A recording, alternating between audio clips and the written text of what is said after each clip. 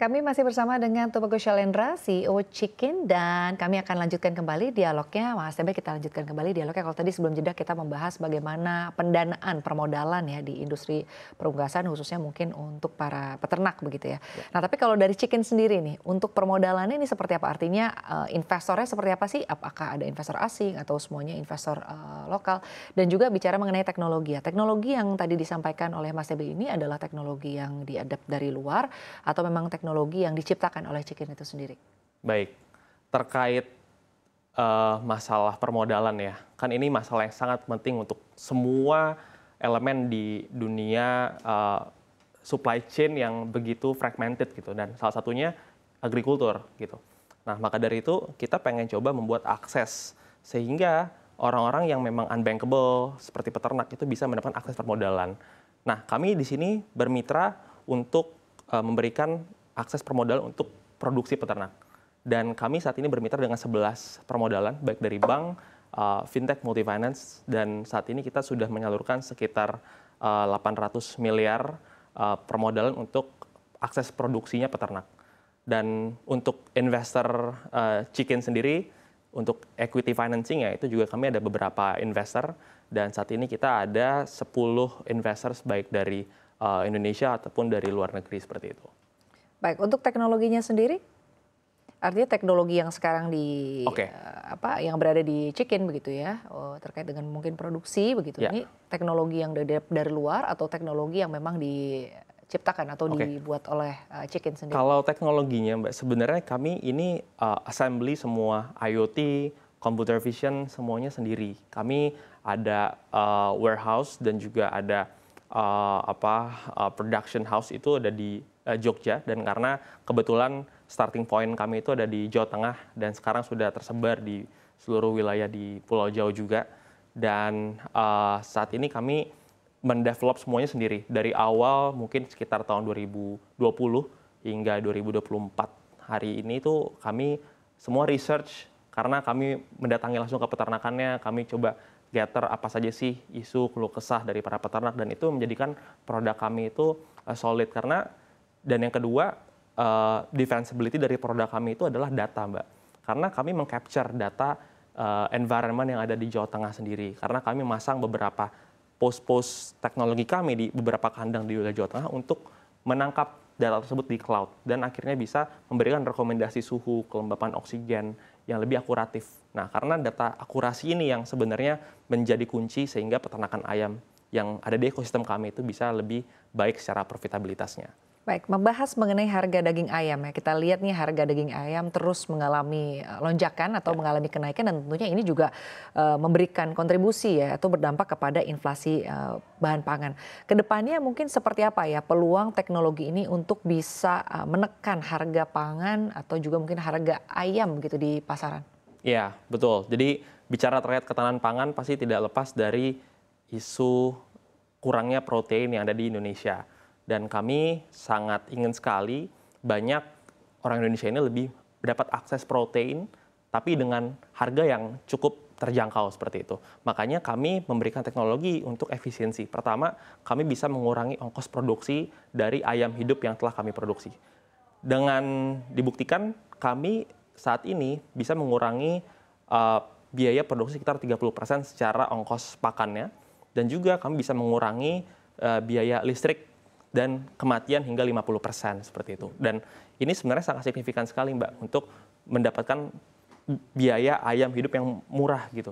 Dan bukan cuma itu, yang kedua adalah kami dengan mempunyai akses permodalan sehingga bisa mendapatkan harga produksi yang lebih murah lagi gitu sih. Dan yang ketiga adalah kami melihat value chain ini yang sangat fragmented ya, adanya mismatch supply demand, banyaknya sekali produksi yang tidak berkualitas sehingga banyaknya ongkos logistik yang akhirnya membuat sangat bengkak gitu. Nah, kami ingin coba mereduce logistik cost ini sehingga adanya end-to-end value chain yang efisien seperti itu, Mbak. Baik, lalu tadi kan Anda menyampaikan bahwa untuk riset pengembangan dan juga untuk teknologi dari ayam ini sendiri begitu adanya di Jawa Tengah. Apakah nanti ke depannya akan ada sebaran-sebaran provinsi-provinsi lain lagi yang mungkin akan menggunakan teknologi yang dikembangkan oleh Chikin? Betul.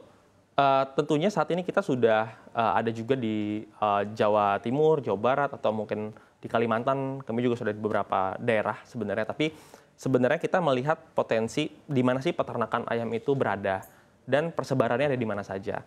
Nah, yang kedua adalah bukan cuma akses dari produksinya atau supply-nya, tapi juga kami ingin membuka selebar-lebarnya akses demand-nya.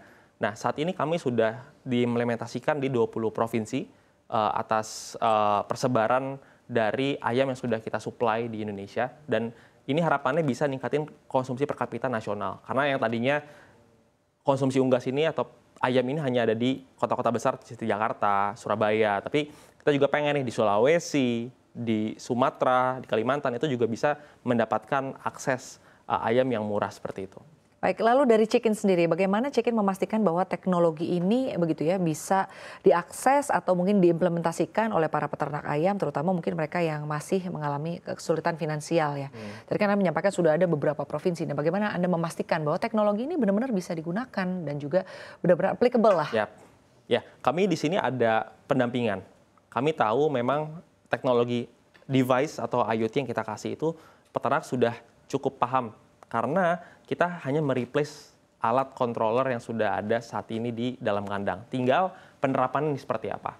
Nah, kami juga punya tim field officer yang membantu para peternak untuk bisa mengontrol dan bisa mengoperasikan teknologi tersebut. Dan yang kedua adalah karena sistem dan cara kerja dari teknologi ini adalah automisasi, maksudnya adalah kami mencoba mengatur suhu kelembapan tanpa harus adanya human touch, karena kita menggunakan teknologi yang bisa secara otomatis mengatur suhu dan kelembapannya tersebut.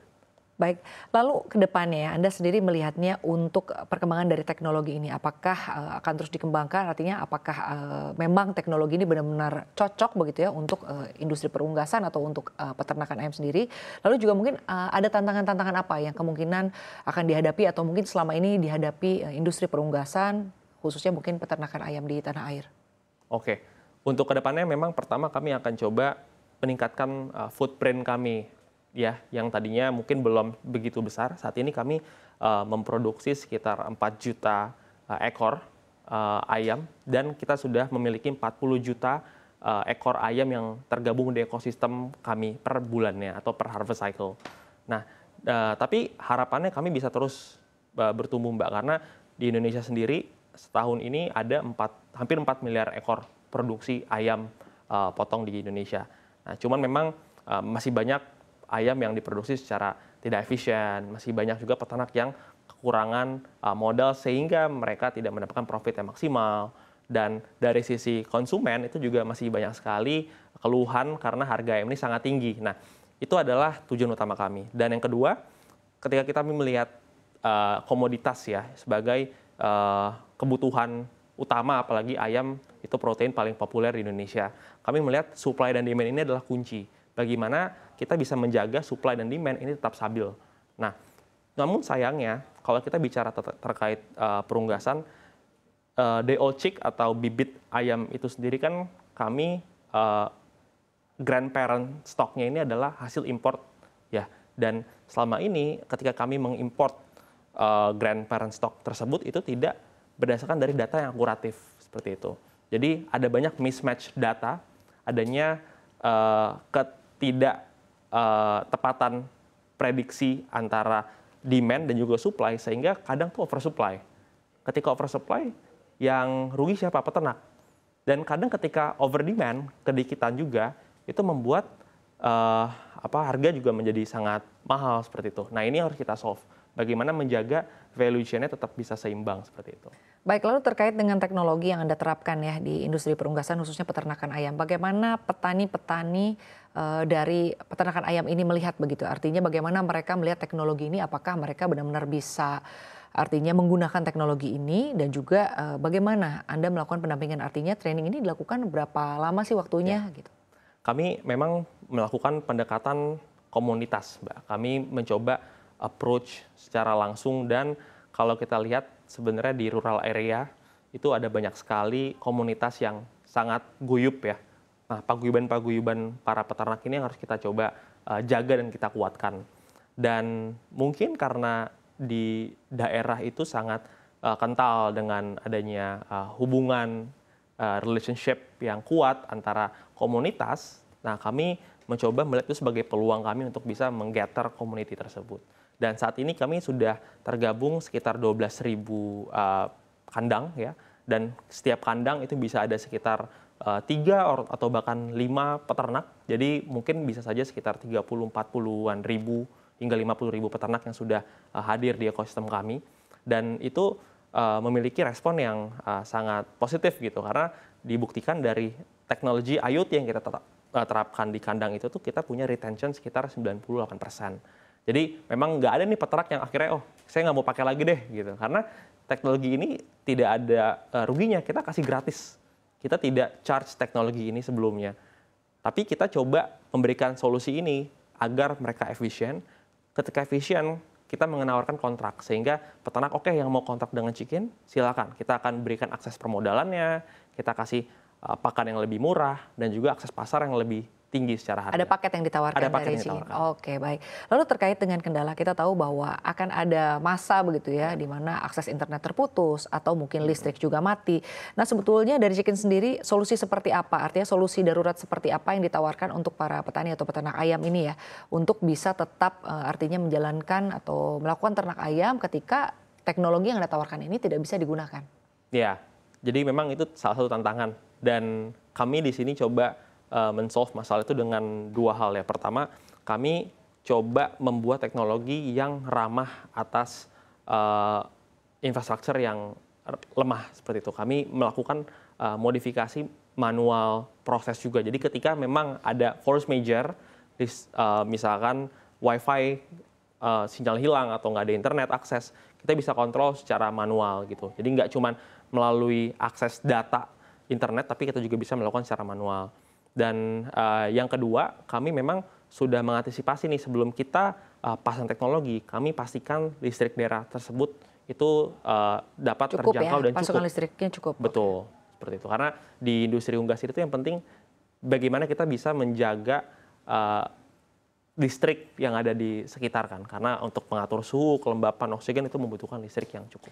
Baik, selanjutnya bagaimana sebetulnya Chikin meminimalkan artinya risiko ya, ketidaksetaraan akses terhadap teknologi artinya selama krisis atau juga mungkin terutama di daerah-daerah yang tidak mudah diakses ya, atau mungkin komunitas yang memiliki keterbatasan infrastruktur. Dan kalau bicara mengenai daerah-daerah yang mungkin terpencil, ini kan kita berbicara sumber daya. Akan ada daerah yang mungkin memiliki peternak ayam yang luar biasa, tapi ternyata mungkin dari sisi sumber daya mereka ini masih konvensional. Bagaimana Chikin sendiri bisa mengurai permasalahan ini? Ya, jadi memang saat ini kami melihat itu jadi fokus seluruh elemen di ketahanan pangan ini ya. Jadi bukan cuma peran Chikin, tapi peran pemerintah, peran komunitas peternak, hingga peran masyarakat umum untuk bisa mensupport akses terkait infrastruktur tersebut. Dan bukan hanya infrastruktur seperti wilayah, geografis, tapi juga mungkin gimana caranya tingkatkan kemauan untuk melakukan beternak seperti itu ya. Karena ini nggak bisa dilakukan hanya di pulau-pulau Jawa saja, di kota-kota besar saja, tapi juga harusnya di Papua, Sulawesi itu juga banyak peternakan gitu. Makanya kalau kita lihat ya, di daerah Papua itu harga ayam sangat mahal sekali, Mbak. Itu bisa 2 kali lipat dari harga di Pulau Jawa. Kenapa? Karena tidak adanya supply. Tapi kebutuhan protein di sana tuh pasti cukup bertumbuh. Nah, itulah yang harusnya para masyarakat di sana pun juga melek nih, ayo kita sama-sama beternak, kita sama-sama ciptakan akses produksinya. Dan kami hadir untuk juga memberikan akses permodalan. Jadi untuk para masyarakat di daerah di luar Pulau Jawa itu bisa sekali nanti mengakses Chikin ke depannya seperti itu. Lalu ke depannya bagaimana Chikin merencanakan untuk terus bisa mengembangkan teknologi dan juga inovasi dalam mendukung ketahanan pangan di masa depan? Artinya selain teknologi yang sekarang sudah dijalankan, apakah ada teknologi-teknologi lain lagi yang ke depannya akan terus dilakukan pengembangan? Baik, pertama kami mulai dari phase 1 ya. Phase 1-nya adalah kami ingin menciptakan teknologi untuk memiliki produksi yang efisien. Nah, ini kita start dari kandang dulu. Kita ada climate control, kita saat ini juga dalam proses pengembangan computer vision menggunakan pixel yang telah kita dapatkan di dalam kandang untuk melakukan penimbangan ayam lebih efektif seperti itu. Yang biasanya masa panen itu dibutuhkan waktu sekitar 1-2 minggu, ini kita bisa percepat lagi. Dan selain itu, kami juga saat ini mengembangkan teknologi di rumah potong ayam. Nah, ini adalah teknologi yang paling penting karena ayam ini itu butuh uniformity, butuh standarisasi. Karena dalam umur 1 hari hingga umur panen, itu banyak ayam yang tumbuhnya itu berbeda-beda. Dan akhirnya tidak menemukan standarisasi yang tepat ketika kita jual ke end user. Nah, ini yang menjadi masalah juga, makanya kami membuat teknologi transparansi yang ada di rumah potong ayam juga gitu. Dan terakhirnya kita juga ingin hilirisasi sampai ke konsumen gitu ya. Kami juga ingin coba berkolaborasi melakukan pengembangan untuk para pelaku F&B yang fokus di penjualan ayam seperti itu. Baik, lalu terakhir dengan hadirnya teknologi yang tadi Anda tawarkan, lalu juga sekarang mungkin sudah diberikan ya kepada beberapa peternak ayam ya. Apakah ini bisa mendorong produksi atau artinya bisa memenuhi kebutuhan ayam di dalam negeri atau apakah teknologi ini juga bisa diadopsi atau diberikan gitu ya ke jenis hewan-hewan lain ya, bukan hanya ayam Ya. misalnya ke sapi atau mungkin ke kambing? Betul. Memang teknologi ini itu bisa sekali diterapkan untuk komoditas lainnya gitu ya. Karena iklim itu sangat mempengaruhi keberlangsungan produksi panen. Dan tapi kami sendiri sadar kalau industri unggas ini sangat besar sekali pasarnya. Kita nggak pengen terpecah fokusnya untuk bisa masuk ke sektor yang lain karena it's different game. Kita nggak bisa langsung mencoba menyelesaikan masalah yang sama dengan apa yang kita lakukan di ayam saat ini. Tapi memang kita akan coba lakukan vertikalisasi ya. Kita akan integrasikan teknologi dan solusi ini dari hulu hingga hilirnya. Sehingga kita punya kekuatan yang solid dari end-to-end value chain hingga semua stakeholder itu bisa mendapatkan manfaatnya. Dan mungkin vertikal integrasi ini bukan hanya di Indonesia, kami juga punya plan untuk ekspansi ke luar negeri seperti ada banyak sekali persona peternak yang sama yang ada di Filipina, di Thailand, atau mungkin di India dan China, dan kami sedang meriset juga untuk ekspansi ke luar negeri seperti itu. Baik, terima kasih banyak.